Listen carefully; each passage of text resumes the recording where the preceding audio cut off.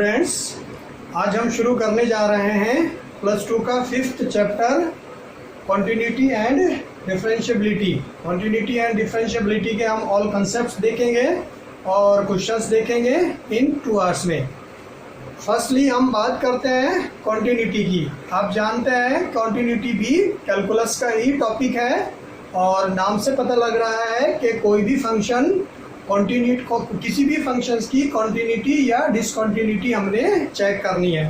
तो फंक्शंस के डोमेन होते हैं, रियल नंबर्स भी हो सकते हैं, नेचुरल नंबर्स भी हो सकते हैं, इंटीजर्स भी हो सकते हैं। कम डोमेन पे भी फंक्शन डिफाइंड हो सकता है, ज़्यादा डोमेन पर भी फंक्शन डिफाइंड हो सकता है। तो हम कॉन्टिन्यूटी किसी भी फंक्शन की उसके डोमेन के अंदर चेक करेंगे। तो हमारा पहला कॉन्सेप्ट होगा कॉन्टिन्यूटी एट एनी पॉइंट। किसी भी पॉइंट पर किसी फंक्शन की कॉन्टिन्यूटी कैसे चेक करते हैं, चलिए देखते हैं। तो हमने किसी भी फंक्शन की कॉन्टिन्यूटी किसी पॉइंट पर चेक करनी है। बेसिकली फंक्शन का जो डोमेन है वो तो बड़ा हो सकता है, लेकिन हमें कॉन्टिन्यूटी किसी एक पॉइंट पर चेक करनी होती है। तो सपोज मैं वो पॉइंट ले रहा हूँ एनी रियल नंबर। तो बेसिक डेफिनेशन देखते हैं। Let f(x) be any real function then f(x) is continuous at any real number a। सपोज ये रियल नंबर मैंने लिया है a, कोई भी रियल नंबर है फंक्शंस के डोमेन में। On its domain f(x) be any real function, then f(x) is continuous at any real number a on its domain if its left hand limit at x is equal to a and right hand limit at x is equal to a and value of function f is equal to f of a are same। तो basic definition continuity की किसी point पर क्या है कि f(x) कोई real function है और ये फंक्शन कॉन्टिन्यूस होगा किसी भी रियल नंबर पर। रियल नंबर मैंने सपोज लिया है a, अपने डोमेन में जो फंक्शंस का डोमेन है उसमें कोई भी पॉइंट है a, रियल नंबर है। तो वो फंक्शन कॉन्टिन्यूस होगा अगर उस पॉइंट पर उस फंक्शंस की लेफ्ट हैंड लिमिट, उसी पॉइंट पर उस फंक्शंस की राइट हैंड लिमिट और उसी पॉइंट पर फंक्शन की वैल्यू तीनों क्या हो जाए, सेम हो जाए, इक्वल हो जाए। तो हम कह सकते हैं कि वो फंक्शन उस पॉइंट पर कॉन्टिन्यूस है। अदरवाइज तो अगर इन तीनों में से कोई भी डिफरेंट आती है तो हम कह सकते हैं कि वो फंक्शन उस पॉइंट पर डिसकॉन्टिन्यूस है। एक एग्जांपल से मैं आपको समझाता हूँ। बिफोर एग्जांपल हम पहले लेफ्ट हैंड लिमिट और राइट हैंड लिमिट किसी भी फंक्शन की कैसे फाइंड आउट करते हैं ये देखते हैं। मैंने लिया था कि at x is equal to a कोई भी रियल नंबर है, किसी भी फंक्शन की कॉन्टिन्यूटी a पर है, हमने चेक करनी थी। तो हम इसका पहले लेफ्ट हैंड लिमिट देखते हैं। तो लेफ्ट हैंड लिमिट बेसिकली +1 का टॉपिक है लिमिट, उसमें हम क्लियर कर चुके हैं, लेकिन फिर भी हम देख लेते हैं कि लेफ्ट हैंड लिमिट हम किसी भी फंक्शन की किसी पॉइंट पर कैसे चेक करते हैं। तो लेफ्ट हैंड लिमिट होती है limit x approaching to a minus और f ऑफ x, जो फंक्शन है आपका, जो भी फंक्शन है उसकी लिमिट अगर a पर चेक करनी है तो a less than a, x approaching to less than a। इसको हम लिख सकते हैं limit h approaching to 0 f of a minus h। अगर हमने इसको h में कन्वर्ट करना है तो h approaching to 0 f of a minus h। Right hand limit देख लेते हैं। राइट हैंड लिमिट हो जाएगी x इक्वल टू a पर limit X approaching to A plus F of X किसी भी फंक्शन पर, and this is equal to limit H approaching to 0 F of A plus H. ये right hand limit निकालने का तरीका है किसी भी पॉइंट पर किसी भी फंक्शन की। तो लेफ्ट हैंड लिमिट और राइट हैंड लिमिट हमें निकालनी होगी किसी भी फंक्शन की कॉन्टिन्यूटी चेक करने के लिए, किसी भी रियल नंबर पर किसी भी फंक्शन की। अब हम एक एग्जांपल से समझते हैं।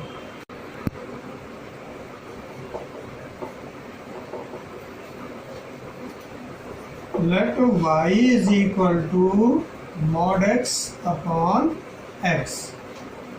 इसकी कॉन्टिन्यूटी चेक करवाता है, चेक द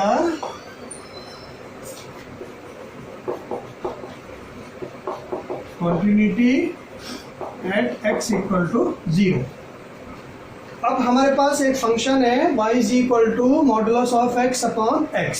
कहता है इस फंक्शन की कॉन्टिन्यूटी चेक करो 0 पर।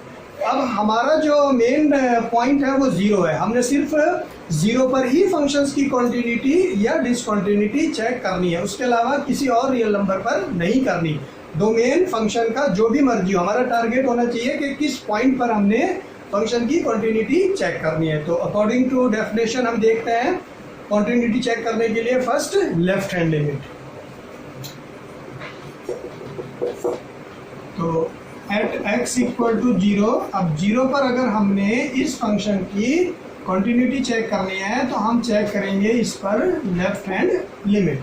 तो लेफ्ट हैंड लिमिट मैंने अभी आपको बताया था कि limit x approaching to 0 minus और जो फंक्शन हमारा है modulus of x upon x, ये हमारी लेफ्ट हैंड लिमिट है इस फंक्शन की। अब इसमें मॉडुलस ऑफ x है और मॉडुलस ऑफ x की बेसिक डेफिनेशन मैंने फंक्शन में बताई थी कि लेस देन 0 पर ये माइनस एक्स के इक्वल होता है और ग्रेटर देन 0 पर प्लस एक्स के इक्वल होता है। तो इसको हम लिख सकते हैं limit x approaching to 0 minus और मॉडुलस ऑफ x को लिख सकते हैं माइनस एक्स अपॉन एक्स। यहाँ पर मैं लिख रहा हूँ mod x equal to minus X if x less than 0। Less than 0 पर मॉड x इक्वल होता है माइनस एक्स के। यहाँ पर अब हमारे पास इनडिटर्मिनेंट फॉर्म है limit x approaching to 0 minus, तो हम इसको माइनस x अपॉन x को अगर मैं यहाँ पर 0 पुट करूँ तो ये 0.0 इनडिटर्मिनेंट फॉर्म है। अब इनडिटर्मिनेंट फॉर्म को फिनिश करना है तो x से x कैंसिल हो जाएगा, तो वैल्यू आ जाएगी -1। x कैंसिल हो गया -1, तो इस फंक्शन की लेफ्ट हैंड लिमिट होगी -1। अब हम राइट हैंड लिमिट देखते हैं। Right hand limit at x equal to 0। Right hand limit निकालते हैं। Limit x approaching to 0 plus function modulus of x upon x। Modulus of x से greater than 0 पर क्या वैल्यू देता है? एक पॉजिटिव वैल्यू देता है, तो ये हो जाएगा आपके पास ये limit x approaching to 0 plus x upon x। यहाँ पर मैं लिख देता हूँ mod of x equal to x if x greater than 0। ये भी इनडिटर्मिनेंट फॉर्म दे रहा है 0.0, ये कैंसिल हो जाएगा, तो राइट हैंड लिमिट आ जाएगी 1। तो left hand limit -1, right hand limit +1। तो हम कह सकते हैं left hand limit is not equal to right hand limit. Left hand limit right hand limit के इक्वल नहीं है, वैल्यू ऑफ फंक्शन निकालने की हमें ज़रूरत ही नहीं है। तो क्योंकि यही अनइक्वल आ गया, तो इसका मतलब ये हुआ कि f(x) is not continuous at x equal to 0। Function x equal to 0 पर function is not continuous,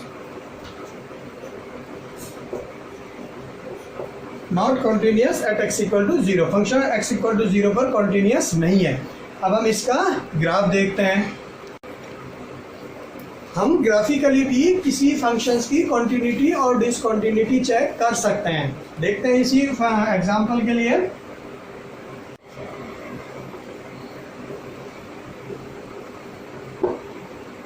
by graph से समझते हैं y is equal to mod x upon x, ये इक्वल होता है 1 0 -1। अगर डोमेन x ग्रेटर देन 0 है, x इक्वल टू 0 है और x लेस देन 0 है।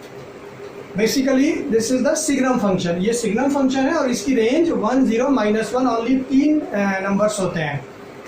x greater than equal to x greater than 0 पर ये 1 वैल्यू देता है। क्यों? क्योंकि mod x equal to x cancel 1 आ जाएगा। x इक्वल टू 0 पर ये 0 वैल्यू देता है। x लेस देन 0 पर mod x minus x cancel -1 आ जाएगा। तो जो सिग्नम फंक्शन होते हैं वो 0 पर डिसकंटिन्यूअस होते हैं। मैं इसका ग्राफ आपको दिखाता हूँ।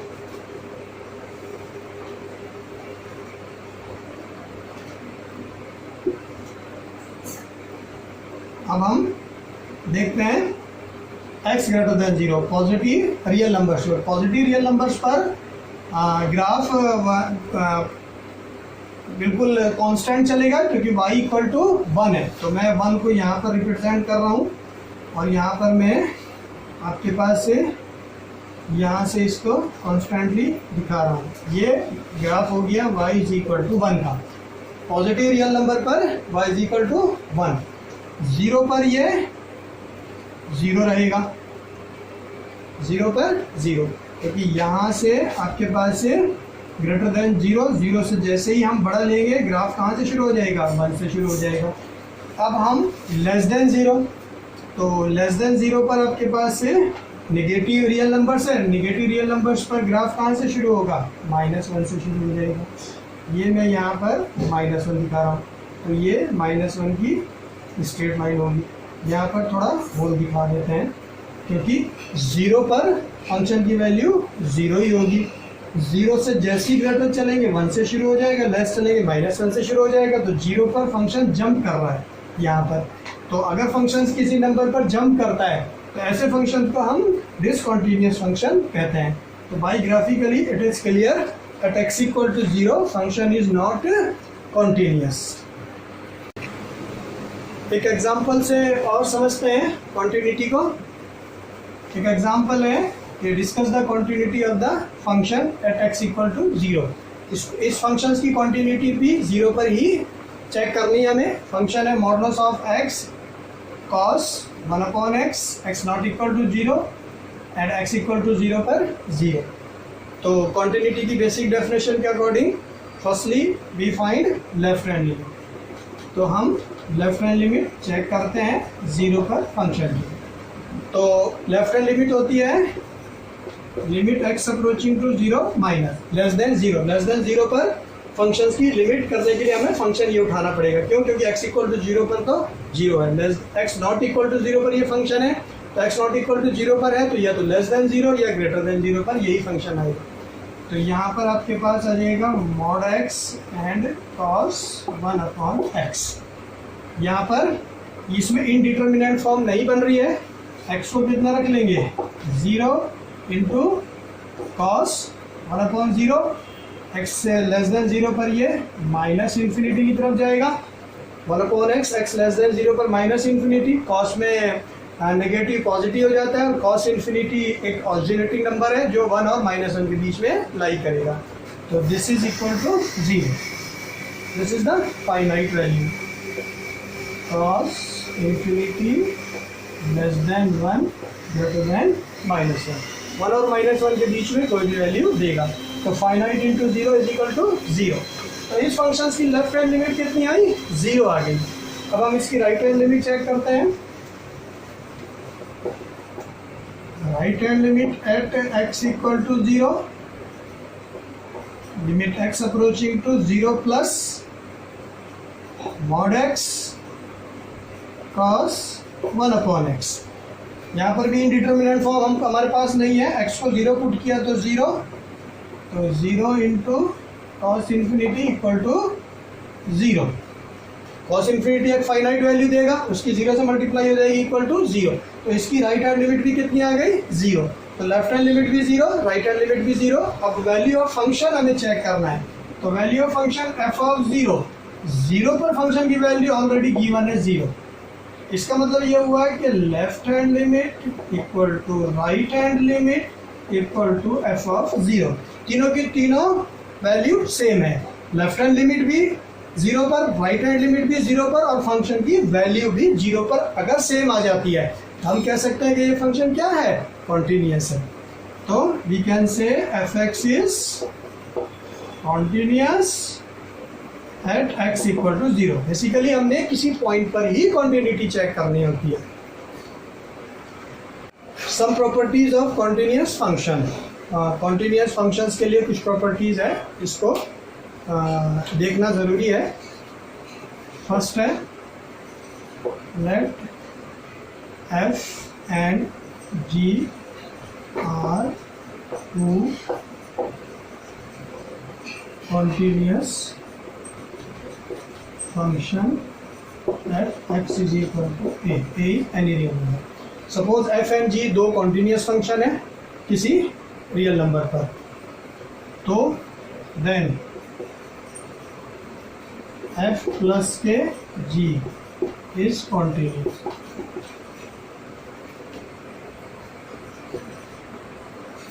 Eight x is equal to a।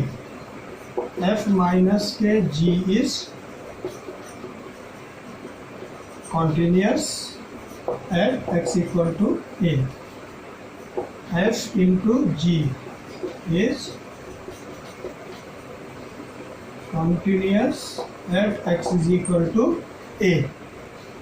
f upon g is also continuous at x is equal to a। and next property है फॉग एंड गॉफ। इनका composite function fog and gof वो भी कॉन्टिन्यूस होगा। इसमें मैं आपको थोड़ा सा यहाँ लिख दूँ, एफ ऑफ जी में g is not equal to 0, क्योंकि 0 पर फंक्शन डिफाइंड नहीं है, तो f upon g not equal to 0। 0 पर कॉन्टिन्यूस नहीं होगा, 0 को छोड़ करके बाकी फंक्शन कॉन्टिन्यूस होगा x इक्वल टू a पर।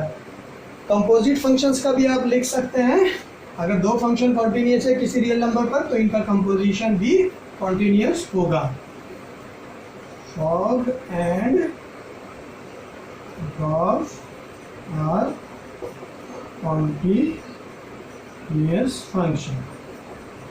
कभी कभी ऐसा होता है कि ऑब्जेक्टिव के लिए हम इन प्रॉपर्टी से ही समझ जाते हैं कि फंक्शन किस पर कॉन्टिन्यूस है, किस पर कॉन्टिन्यूस नहीं है। तो always remember these properties.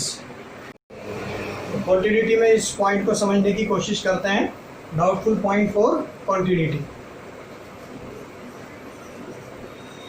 Those points where function change its rule or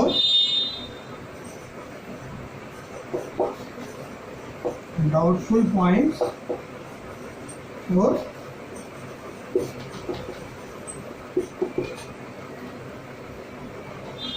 are those points where function change its rule are doubtful point for continuity. यानी कि वो पॉइंट्स फंक्शंस की कॉन्टिन्यूटी के लिए डाउटफुल पॉइंट्स होते हैं जिन पॉइंट पर फंक्शन चेंज हो रहा है। एक एग्जांपल से समझते हैं।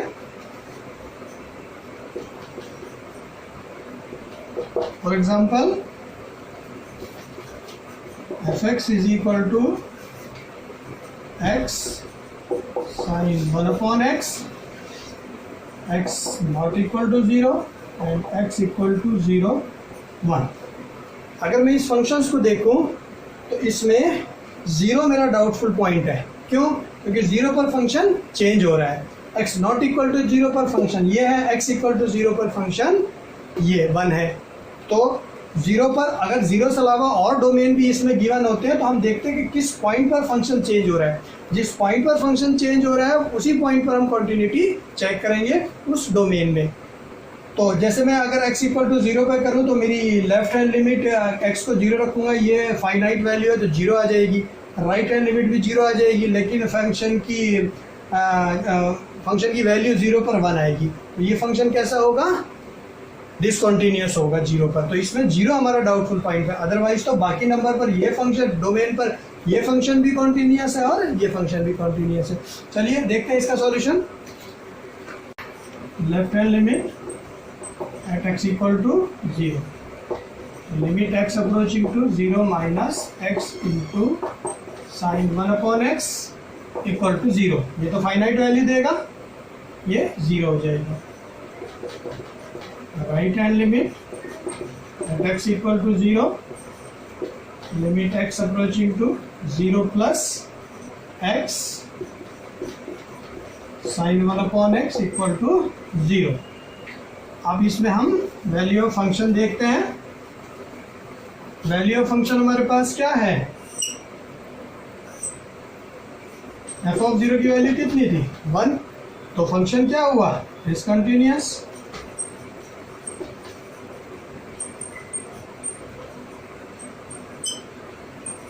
Eight x equal to 0। तो अगर वो ये फंक्शन में ना कहे कि किस पॉइंट पर हमने चेक करना है, किस पॉइंट पर हमने चेक नहीं करना है कंटिन्यूटी, तो हम उस फंक्शंस का वो डोमेन, उस फंक्शन के डोमेन में वो पॉइंट देखेंगे जिस पॉइंट पर फंक्शन की वैल्यू चेंज हो रही है, तो उसी पॉइंट पर हम कंटिन्यूटी या डिसकंटिन्यूटी चेक करेंगे। उसके अलावा बाकी फंक्शन, बाकी पॉइंट पर हमने चेक करने की जरूरत नहीं है, उस पर वो कंटिन्यूअस होगा ही होगा।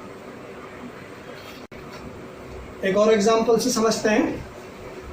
Find a and b such that the function f(x), एक फंक्शन गिवन है, x less than equal to 2 पर फंक्शन की वैल्यू 5 है, x less than 10 greater than 2 पर फंक्शन की वैल्यू ax प्लस b है, और x greater than equal to 10 पर फंक्शन की वैल्यू 21 है। फंक्शन पूरा एक ही है, लेकिन इसकी 3 वैल्यूज है, 2 से लेस, 2 से 10 से लेस, 2 से ग्रेटर और ग्रेटर देन इक्वल टू 10 अपने डोमेन पे। ये सारा डोमेन दिया हुआ है, इस डोमेन पर ये फंक्शन कॉन्टिन्यूअस फंक्शन है। हमने ढूंढनी है a और b की वैल्यू। अब उसने ये कुछ नहीं कहा है कि किस पॉइंट पर कॉन्टिन्यूअस है, किस पर नहीं है। तो हमने अकॉर्डिंग टू लास्ट कंसेप्ट किस पॉइंट पर फंक्शन चेंज हो रहा है, यहाँ पर देख सकते हैं लेस देन इक्वल टू 2 पर, और यहाँ पर ग्रेटर देन इक्वल टू 2 पर, यानी कि 2 हमारा डाउटफुल पॉइंट है, 2 पर फंक्शन चेंज हो रहा है। तीसरा फंक्शन के लिए यहाँ सेकंड फंक्शन लेस देन 10 है और third function greater than equal to 10 है, तो 10 पर भी हो रहा है। तो हमारे पास 2 पॉइंट है, एक है x equal to 2 and x equal to 10। तो इन दोनों पर ही हमने कॉन्टिन्यूटी की डेफिनेशन अप्लाई करनी है, और उसको अप्लाई करके हमने a b की वैल्यू फाइंड कर सकते हैं। तो सबसे पहले हम 2 पर देखते हैं। तो अब उसने तो ये कहा है कि फंक्शन कॉन्टिन्यूअस है 2 पर, तो इसका मतलब ये हुआ कि जो हमारी लेफ्ट हैंड लिमिट है, limit x approaching to 2 minus, अब 2 लेस देन 2 पर फंक्शन की वैल्यू कितनी है, 5, इक्वल किसके हो जाएगा, x अप्रोचिंग टू 2 प्लस, इस पर वैल्यू कितनी है, ax plus b, and this is equal to f of 2 according to definition of continuity. क्योंकि उसने कहा फंक्शन कॉन्टिन्यूअस है, इसका मतलब जो हमारा डाउटफुल पॉइंट था 2, उस पर भी फंक्शन कॉन्टिन्यूअस होगा, क्योंकि 2 पर ही फंक्शन चेंज हो रहा है। इसका मतलब लेफ्ट हैंड लिमिट 2 पर, राइट हैंड लिमिट 2 पर, और फंक्शन की वैल्यू 2 पर, तीनों क्या होगी, सेम होगी। तो हम इस पर कांस्टेंट की लिमिट तो चेंज नहीं होती है, ये तो 5 ही आ जाएगा। यहाँ पर कोई इंडिटरमिनेंट फॉर्म हमें नहीं मिल रही है लिमिट के लिए, तो हम डायरेक्ट 2 वैल्यू पुट कर देंगे। यहाँ पर आ जाएगा मेरे पास है 2a प्लस b, और f ऑफ 2 पर फंक्शन की वैल्यू 5 है, वो ऑलरेडी यही है, तो दिस इज इक्वेशन 1।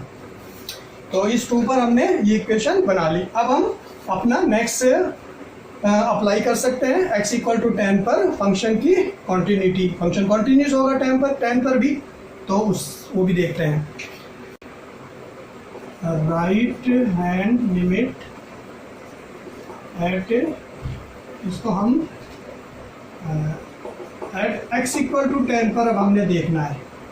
तो right hand limit, limit x approaching to 10 plus, और इस पर फंक्शन की वैल्यू है 21, and left hand limit, limit x approaching to 10 negative, इस पर फंक्शन की वैल्यू है ax plus b, and this is equal to f of 10। क्योंकि फंक्शन कॉन्टिन्यूअस है तो x इक्वल टू 10 पर भी कॉन्टिन्यूस होगा। तो राइट हैंड लिमिट 10 पर, लेफ्ट हैंड लिमिट 10 पर और फंक्शन की वैल्यू तीनों सेम हो जाएगी। तो ये तो कांस्टेंट वैल्यू है, लिमिट में कोई फर्क नहीं पड़ेगा, तो 21 आ जाएगा। ये आ जाएगा आपके पास से NA प्लस B, और 10 पर फंक्शन की वैल्यू भी कितनी है 20, तो 21 मैंने ऑलरेडी लिख दिया। तो this is the equation second. और फर्स्ट और सेकंड दोनों इक्वेशन को सॉल्व कर लेंगे। सेकंड इक्वेशन आप हमारी मिल गई। फर्स्ट इक्वेशन क्या थी हमारी, 5 is equal to 2A plus B। अब हम इसमें A और B की वैल्यू ढूंढ लेते हैं। माइनस माइनस माइनस ये कैंसिल हो जाएगा, तो 16 आ जाएगा और ये 8 ये आ जाएगा। A की वैल्यू 2 आ गई। अगर A की वैल्यू मैं यहाँ पर 2 रखूँ तो 2 2 ज़ा 4, तो 5 माइनस 4 1। B कितना आ जाएगा 1 आ जाएगा। तो A 2 आ गया, B 1 आ गया। तो इस तरह से हम देख सकते हैं कि किस तरह से हम कॉन्टिन्यूटी के क्वेश्चन सॉल्व कर सकते हैं।